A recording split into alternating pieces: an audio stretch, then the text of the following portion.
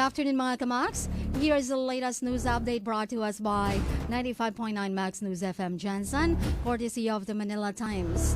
The deaths from Typhoon Odette climbed to at least 169 on Sunday as communication lines in devastated areas were restored, allowing government officials to receive detailed reports of the situation on the ground.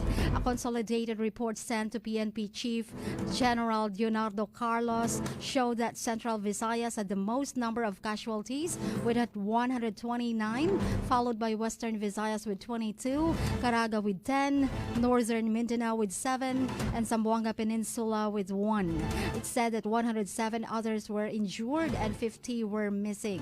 In Bohol Province, as many as 63 fatalities were reported. In Negros Occidental and Dumaguete City, there were 24 dead and 5 in Agusan del Sur. With Odette already out of the country, the weather had cleared, allowing government agencies to rush food and relief goods to stricken areas. Bohol Governor Arthur Yap posted in his Facebook account that the death toll in his province has been verified by the Department of Health and local government units. He said there were 12 deaths in Ubay Town and 5 each in President Carlos P. Garcia and Loon towns. Inabanga, Catigbian, and Buena Vista have 4 fatalities each. Tubigon, Alicia, and Antiquera each have 3. 2 deaths each were reported in Maribojoc, Batuan, Getafe, Trinidad, Calape, Hagna, and Valencia. 1 death each was recorded in Panglao, Pilar, Talibon, Loboc, Candihay, and Clarin. Yap said the toll could still rise since 15 LGUs have not reported because communication lines were still down. Yap appealed for donations of at least 300 generator sets to run water refilling stations. In Surigao City, residents were appealing for drinking water and food.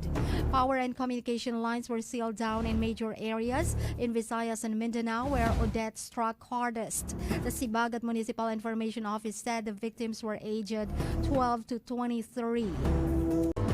And senatorial aspirant and human rights lawyer Jose Manuel Shell Diokno on Saturday turned over to a relief operations center 2.5 million worth of donations gathered by his supporters for victims of Odette.